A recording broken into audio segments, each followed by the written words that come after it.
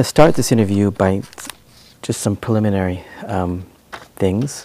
Today is November 20th, right? I think November so. 20th, 2006. And my name is Francisco Aragón, and I direct Letras Latinas, which is the literary component of the Institute for Latino Studies at Notre Dame. And I want to thank you for taking part in our oral history project at the Institute. And I'm just going to start by asking you to state your name, your place of birth, and the various places you grew up. Okay, wow, that's long. Sandy Florian. I was born in Queens, New York, and then I left when I was 8 I lived a year in Venezuela, and then I moved back to New York. And then at 12, I moved again away from New York into Panama. And I was in Panama from, I'm confused about the years, but from since I was 12 until I was 17, and then I moved to Mexico. And I was there for a year. And then I moved from there to England, and I was in the first year of college there. Mm-hmm. And then I moved back to the United States, and I was in D.C. So this begs the question, what accounts for so much movement? Well, my father, when I was growing up, is still a telecommunicator or a telecommunications executive, and so he was working for ITT first, and then for Alcatel-Thompson, and they were transferring him all over the place. He was kind of the liaison, and is still the liaison between Latin America and the United States for telecommunications products. Okay. So that's how that happened. Well, I guess this would be a good moment to ask you this question, which we'll come back to in another angle, but having spent a considerable amount of time in Latin America, could you say a little bit about your relationship with the Spanish language and what role that played in your upbringing? I spoke Spanish at the house, so I still speak Spanish with my parents, but at this point it's probably Spanglish. When I was in Latin America, I went to American schools, so I don't have kind of an educated Spanish, but how it played a role outside of that, or just we'll get back to that later. Okay. Right now, I wanted to just get the basics. Yeah. So you grew up speaking it, but you haven't studied it formally. I haven't studied it formally, and Okay, it's very much a family Spanish. Yeah, that sort of echoes my experience up until college. What I want to do to begin, I want to read a paragraph from one of your poems. And what informs me wanting to read it is that Robert Pinsky has this idea of the poem becoming fully realized when it is uttered by someone other than the original author, when it's actually taking place in someone else's body, is sort of the ideal. So that's part of why I want to do this. But I also want to say something about this passage and then get your response to what I say about it. Okay. It's the first paragraph of your poem, Dam. Okay. A blockade on a watercourse, the piece of water thus impounded, or the flat land that is drained, and a stop of earth and twigs, a causeway through the bogs, a partition, a repression, a plug, as a valve forever closed, or a pond for watering cattle. But if God's work is the work of beavers, you calculate with care the force of pressure. Then flood the hollows of high tunnels, harness its hydraulics, and furnish your metropolis and the unnatural application, while I, subject to the half-shadows of your highness, build these castles made of sand, or these castles made of sound, for this time it is I who put my ear to the waterlogged wall and listen. It is my willy-nilly will to rest in the vestibules of your ventricles. What I found so striking about that passage is that, at least reading it through my lens and my experience with poetry, you start off, the speaker starts off with the actual subject of the poem, which is a dam, but then it almost, in that moment where the speaker says these castles made of sound, it's at that point where it almost seems to be a commentary of poetry itself and how they are these artifacts, these verbal artifacts that people construct, which are made of sound. And then it ends with this idea of being in the vestibules of your ventricles, the inside the body of the person who's receiving this gift, this work of art. Mm-hmm. And it almost seems like a little mini ars poetica within the book in some ways. And I'm wondering if that was something you were thinking about as you were composing this poem. And I guess your response to my comment, and also just this project, how the origins of this book and the idea of using objects, as you said last night, man-made objects, as an entrance into whatever you were trying to accomplish in this collection. Okay, well, I'll start, I guess, with the second question first, and then I'll go backwards. But I was interested in exploring the fact that there is no concrete definition. So undoing definition, actually, instead of redoing it and complicating it, and also pointing out the different perspectives that different people have as to what something is. Particularly man-made because, well, I think that had something to do with the commentary of that there's nothing really natural in this world, mm-hmm. in the world that I was describing. The way, actually, like, I think that my interest in this definition, the definition problem, has to do with the fact that I was raised in, in a household that spoke Spanish, and mm-hmm. there are lots of things that don't translate. There are lots of things that are so beautiful to say in Spanish, and in English they just fall flat, or the other way around. One of the things that my dad actually said, one of the reasons why he wanted to learn English was because he would look at the passages like a translated passage. So you have a paragraph in Spanish, mm-hmm. and you translate it into English. Mm-hmm. He said that invariably the English translation is much shorter, so it's much more economical. Mm-hmm. Whereas in Spanish you use a lot more words. Mm-hmm. And so that was one of the things that he noticed very young as a kid. And I was just interested in what happens when you lose, especially with Japanese. I worked in a Japanese restaurant for a long time, and there were the translation into English was really interesting just because of the tenses. And mm-hmm. But anyway, so that was my kind of goal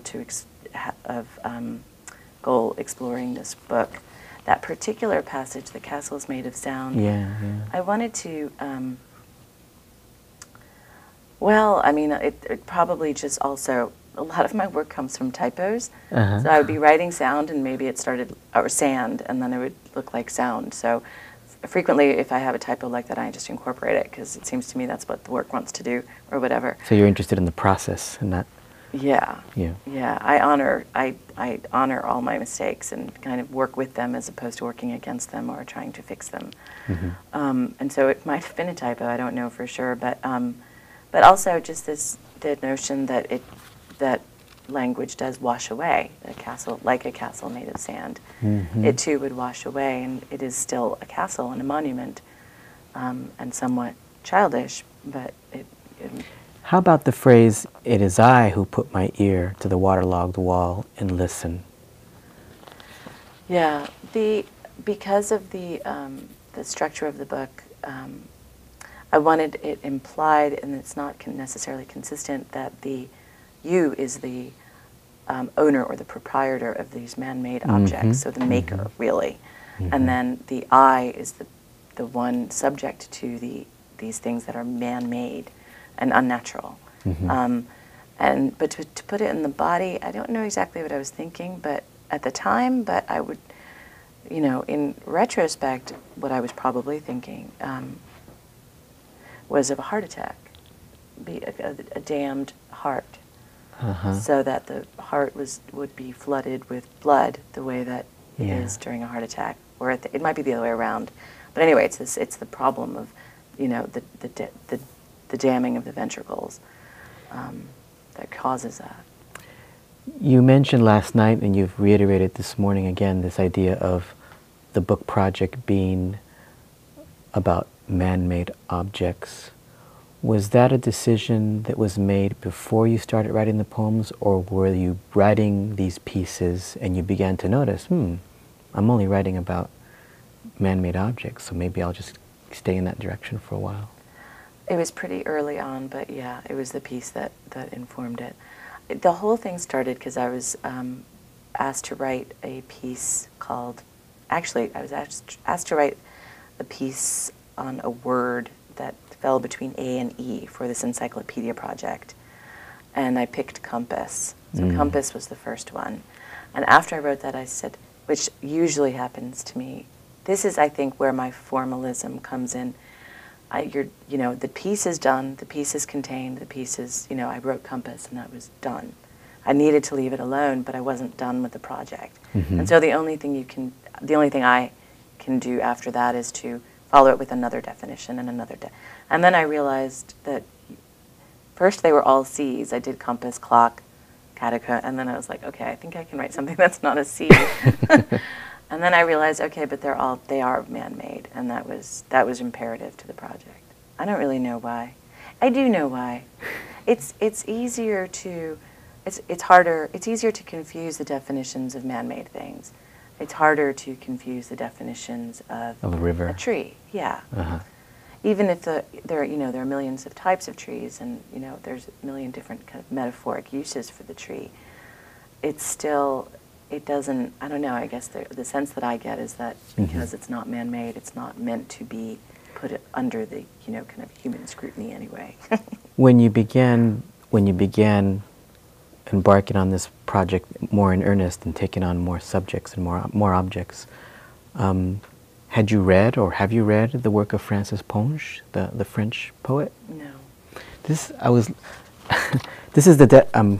I'm not overly familiar with his work, but this is what I Googled him this morning, and this is what it says. And tell me, Francis Ponge, French poet who crafted intricate prose poems about everyday objects. He sought to create a visual equivalence between language and subject matter by emphasizing word associations and by manipulating the sound, rhythm, and typography of the words to mimic the essential characteristics of the object described. And I thought that was a pretty interesting little definition, because that's what he's known for. These, you know, he'll write a poem, bread, objects, but I don't think he necessarily limits himself to man-made things. But that's one of the things that he's known for. So it's interesting. You embarked on this project, but you weren't familiar with his work. So yeah, I mean, it also sounds a lot like Tender Buttons by Gertrude Stein. Yeah, although I think her work is more, for lack of a better term, more experimental. His poems are pretty accessible, as far as I don't want to say the little narratives, but there's little insights into these objects. But it might be an interesting poet to explore. Definitely. In his work has been his work has been widely translated, and more recently they've done some pretty good ones. Yeah. Okay. Francis Ponge, prose poems on objects. Yeah. And the other thing I thought about, and I brought it. I'm not sure if I'm going to have you read it or not, but Robert Pinsky wrote this poem a few years ago called Shirt. Are you familiar with it? No. Long poem, not long, not that long. Okay. In which he just meditates on the shirt, but infuses the history of the shirt, the strike that happened with these workers, and then I was reminded in your passage when you say, when you have that little catalog, a partition, a repression, a plug, there are moments in his poem where he talks about the different things that make up the shirt. So it's interesting how these, different artists are sometimes coincide with these concerns. So you didn't have a model then. This was something that just came directly from the commission, the original commission, and then you began But you didn't have a specific writer in mind as far as Not how at has this all. other person done it? No, not at all. But I did. I mean, a lot of it is obviously found text, so it didn't come from only my inspiration. I looked at various encyclopedias and. So did you do some research? Yeah, yeah. And what was older that? research, like encyclopedias from 1910, 1915, which are really fascinating, actually. But I found that the writers of these there's one particularly that I used, the Compton's Encyclopedia was the first picture encyclopedia, and the writers were actually quite good, and very narrative, and telling stories about whatever it is that they were defining. So I started with that, and then I used the OED, just Google the word, see what happens. Anything that I found, like how are we dealing with it? How is the English speaking? How are people who read encyclopedias dealing with it in the 1910s? Anyway, how were they dealing with it? Just to compose it completely. It wasn't all myself. When did you begin this project? September of, I can tell you exactly, like September 20th of 2004. Oh, okay. Yeah. So, because this is the only work of yours that I know, how is this similar or different to the writing you were doing before this work? It's similar in that somehow I got kind of stuck into this formalism that all of my work at the time, or a lot of it, were self-contained units that imitated each other. Is that what you mean by formalism? Like Yeah. It's different. How it's changed since then is after this, I really wanted to break out of that. So now my work is kind of all over the place, and I'm really struggling to force myself to write against form. But I find that it's impossible because I keep, I don't know, just because of my habits. So when you say form, I'm trying to get a grasp. I think of form, I think of things like meter and rhyme. Okay. But I think you're thinking something else. Yeah, I'm thinking more of the mechanics of it, more like they were all around, the first one was 320 words, and then I wanted to keep it so that they didn't vary too much from that.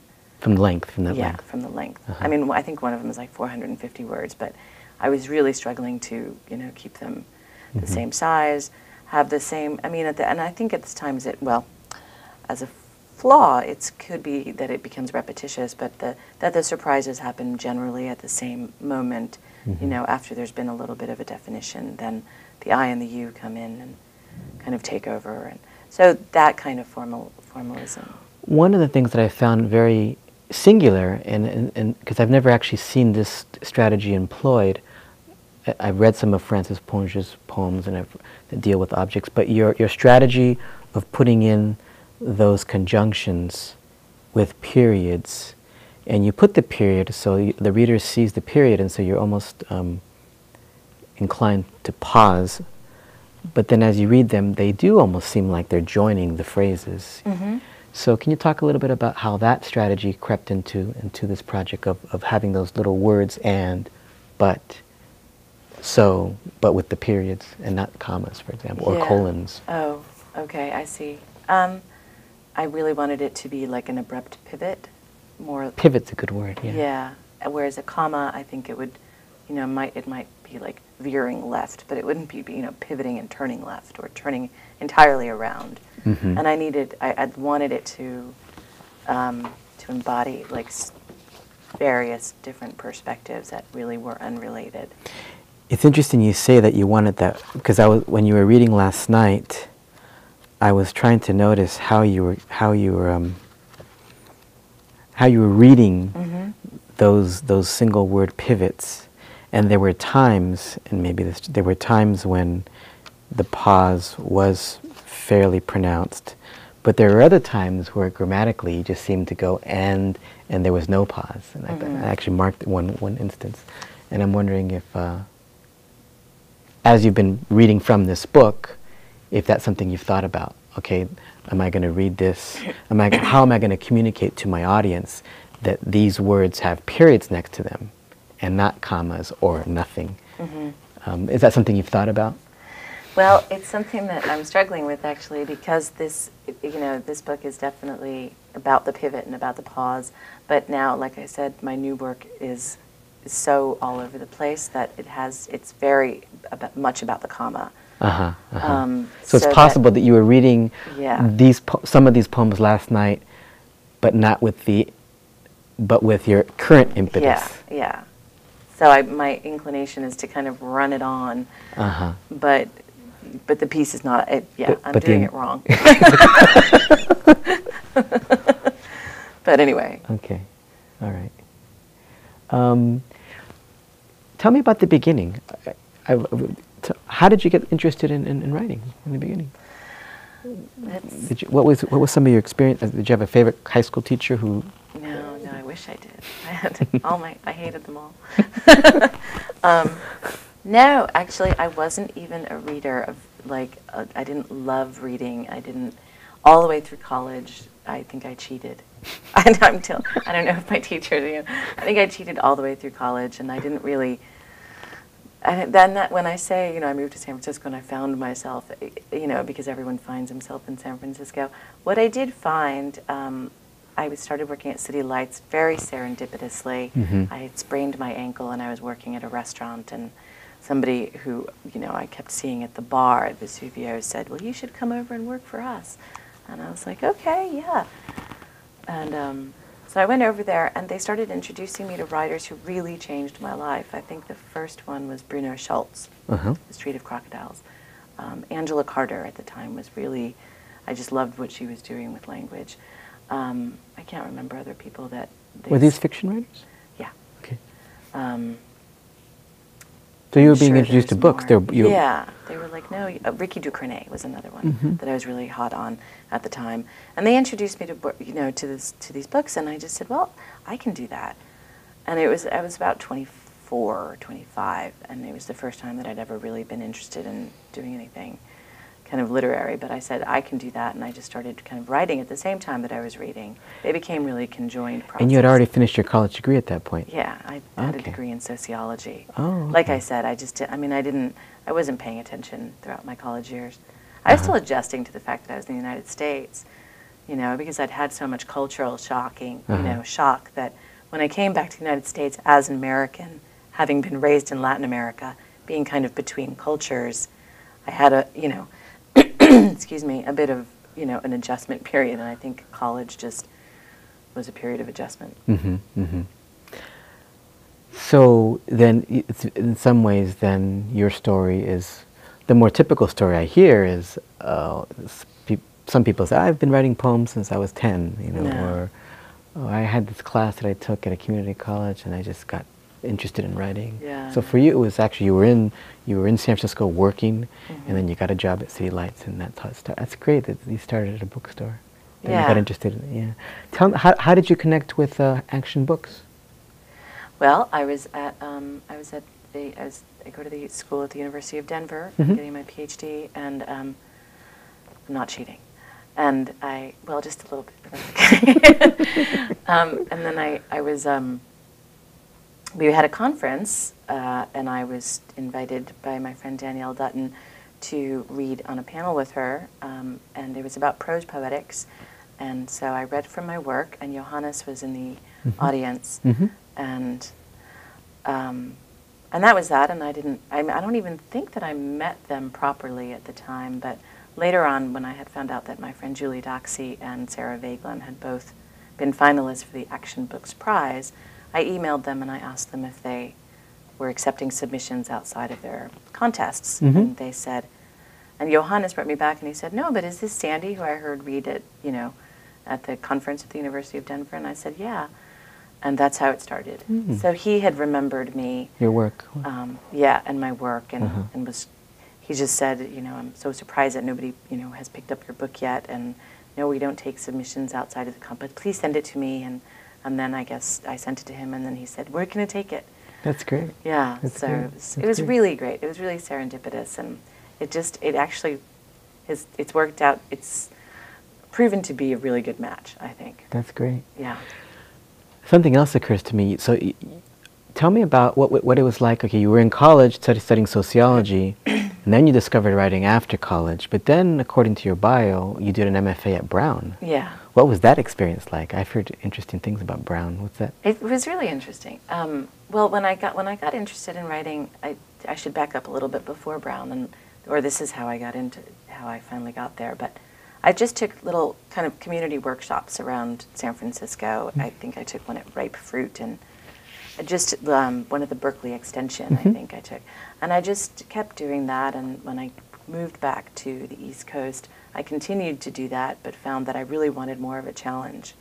And so I remember this day very well. It was almost like my first day of elementary school, that you remember exactly what you were wearing.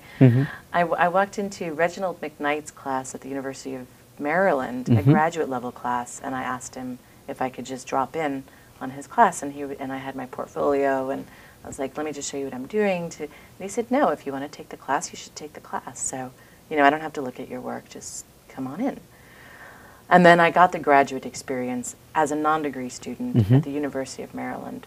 When Reginald McKnight left University of Maryland, I moved over to George Mason, and I took a class with Alan Schuss and one with Steve Goodwin, who both allowed me to take non-degree classes. And then I realized, well, this is all fine and good, but I really want a community, and it's hard to be a non-degree student anywhere because you're just not there. So I applied to a bunch of schools, and I wasn't going to apply to Brown, and I had the application, and I was like, well, why am I going to spend $30 on this application? I'm not going to get into Brown, and I just kind of decided to stick it in the mail anyway, and then I got in, and I never expected it. So I got rejected from a lot of schools. I got to tell you, but Brown and University of Maryland, I got accepted. So was it a positive experience, the Brown experience? It was great. It was really challenging. Again, it ended up being a perfect match because the reason why Brown, I think, accepted me was because my work was so kind of strange and unruly. I think when I finally figured out how to use spell check, I realized that my what do you call them? My applications that come with the portfolio, I guess, had like 76 spelling errors. and I was like, well, of course that's why nobody accepted me. But Brown was able to look beyond the spelling errors and look at the work and say, yeah, it's a little raw, but we can work with her, because she's, I don't know, whatever. Who did you study? Who did you study with at Brown? Carol Meso and Talia Field and Robert Coover and Meredith Steinbach. And I didn't take classes. In retrospect, I should have taken a class with Keith and Rosemary Waldrop and one with Forrest Gander, but I was taking literature classes at the same time, one with Tamar Katz, who's a great teacher, and she taught me a lot about literature. So, but it was a great experience. It was rough. It was, I got in September 2001, so I got in 9/11. Oh, wow. And I was, in Providence with, again, just starting a community, and, the entire country is in catastrophe, so it was a bit of a shaking. And it was also a really strange experience because I had been writing this very failed novel, and I was in the middle of it, and then, and then to have this sudden change and this, not only in myself getting into Brown and being there in Providence, but also the entire country being a mess, and then to keep writing, that was really hard, I thought. And you were in their fiction program? Yeah. I've only been fiction. I had never done poetry. Yeah. It's interesting because I look at these pieces and they seem to me like prose poems, but then that's always, that boundary is always very fluid. What makes a short or a prose poem? Is that something you've ever even thought about? Or it's just your writing and you let other people categorize it how they see fit? It's just, well, both. It's just my writing and it's just the way people categorize it. But the short, I think, is very different from the prose poem in that the short is much more related to fiction. It doesn't have to be concentrated on language. It has to be, I think, more concentrated on the surprise or, some epiphany. And prose poetry doesn't necessarily need that, I don't think. You don't need the surprise. Speaking of categories, I noticed that you did have a piece in the current issue of the Indiana Review on Latino and Latina writers. Could you say a little bit about how that enters or doesn't enter your field of concerns with your work as far as identity? Well, It's like I said earlier, that balance of language, not being able to communicate certain things in certain, but also being really, having constant culture shock, which is one of the things that I didn't necessarily suffer it as a child, but I experienced it as a child. Having, moving from New York to Venezuela, back to New York, to Panama. Venezuela and Panama are very different, cultures and very different countries. And then to Mexico, and then to England, and then United States. So that kind of jarring, like, well, how do you translate anything from any of these experiences? I think that's, how do you put them all in one container? How do I contain them, I guess? And then how do I work through what I've contained? So, would it be fair to say that your I don't want to say consent, because I'm assuming that you submitted the work to the Indiana Review for that issue. So you're comfortable with the term Latina writer? Yeah, now. I didn't used to be. I didn't talk about my heritage at all until very recently. And what I realized about, not even in the middle of writing this, but afterwards when I had finished this other project, that I couldn't, that somebody who was an American who grew up in the United States, I don't think has access to this work the way that I do. That there is something about, and I'm not really sure what that is, but there is something about me having been raised in Latin America, or having a Colombian father and a Puerto Rican mother, just that mix alone, that produces, work that I don't think, that I need to own. I realized that. I mean, I thought it was interesting, the biographical sketch really foregrounds that. She is of Colombian and Puerto Rican descent. So there was a time then, if I'm hearing you correctly, where you would have shied away from that term, Latino writer. I just would have never included it. I wouldn't have shied away from it if somebody asked me, where are you from? I would answer, but I didn't. It wasn't. I didn't see it as an integral part of my work. I didn't feel like I needed to label my work like that until I realized that it needs to be. It's dishonoring it if it's not a part of it. So even though I may or may not disown, any kind of